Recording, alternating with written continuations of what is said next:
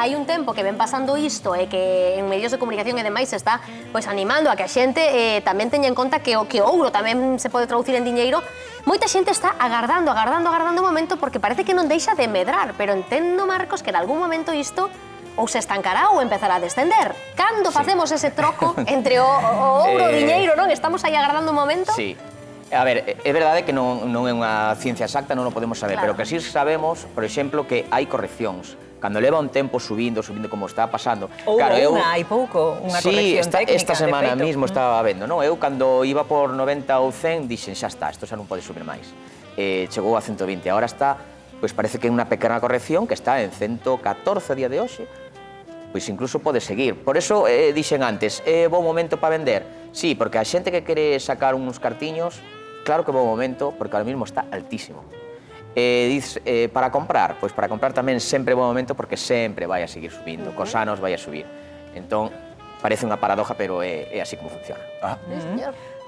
Temos unha cadea, non? Dunha señora do público que quere saber, pois se é boa, non é boa, canto pode sacar por ela. Claro. Podemos tasala? De quen era? Sí, claro. De quen é? Se non di ninguén, se non... Ah, de vostede. Non podemos marchar con ela, non? Vale, o que facemos sempre... Cantos anos ten esta cadea? Collo o micro, collo o micro. A ver, o micro que está aí. Vou no coller.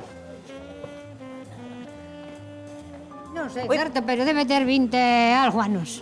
20 algo. E quen lle regalou? Comprei, eu. Ai, comprou unha, dixo, un capricho para min. Un capricho que tuve. A cadena, o anillo e os pendientes. Ah, e canto pagou, lémbrase? Non me acordo moito, pero parece que foron 60 e algo mil pesetas. Pois imos ver canto vale agora. 60.000 Non pesetas. sei. Ímola mostrar a cámara para que se vexa ben. Esta peza que imos ver cal é o seu valor económico, pero entendemos que despois de 20 anos un valor sentimental inconmensurable. A non ser que nos diga agora, Marcos, que isto vale 10.000 euros, que entón igual negociamos, non? O primeiro que facemos é comprobar se se trata de ouro, de cantos quilates e todo isto, non? Podía ser unha peza chapada, o que facemos sempre unha marca na pedra de toque para deixar un rastro do metal. E agora chega o momento da verdade. Comenzamos co ácido de 18 quilates, agárdase un esintres e vemos que o ouro permanece. Isto nos di que é ouro de 18 quilates. 18 quilates. Sí, e vamos a dar un precio estimado que pode ter a día de hoxe no mercado. Antes vouche dicir, ela dixo que pagou algo máis de 60.000 pesetas. 65.000, voulle poñer. Espere. 65.000, por aí. Que serían uns 390 euros agora mesmo. Sí. Vale? Moi ben, para saber si medrou o prezo ou non. Polas pezas todas, non pola cadena solo. Polo anillo... Estamos falando tamén do anel. Claro, era un xogo. E dos pendentes. Habría que restarlle. Imos lle poñer 200 euros pola cadena, por exemplo. Foi solo a cadena. Vale. Isto a día de hoxe, comprado novo na xoiería, ten un precio aproximado de uns 1.600 euros. 1.600 euros? Caramba! Nos vamos a dar 300, o que pagas. Vendería o? No. Non a vendo. Non a vende? No.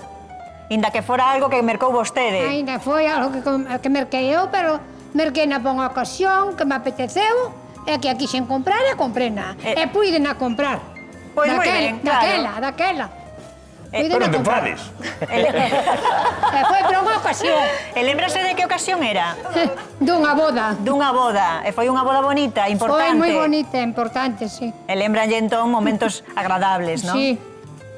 Vale, pois nada, non a venda. Entón, nin a vendo, nin nada. Cando eu falte, os meus fillos que lle fagan o que queiran. Para vender. Isto tamén hai... Non necesariamente. Eu herdei algunha... Mira, pois este anel que levo, por exemplo, é unha herdanza. Cambio por nada. Non a vende, que non a vende, Isto pasa moito coas xollas, non? Que en algunhas familias permanecen porque teñen ese valor sentimental e aínda que se poidan cambiar por cartos, a xente non quere conservalas. Non, moitas veces, obviamente, o valor sentimental é moito maior. A veces transfórmanas un pouquiño para traelas un pouco xa a estes tempos. Porque iso tamén se pode facer, non? Claro, podese actualizalas un pouco ou directamente fundir e facer unha peza nova. Eso ocurre moito cas alianzas.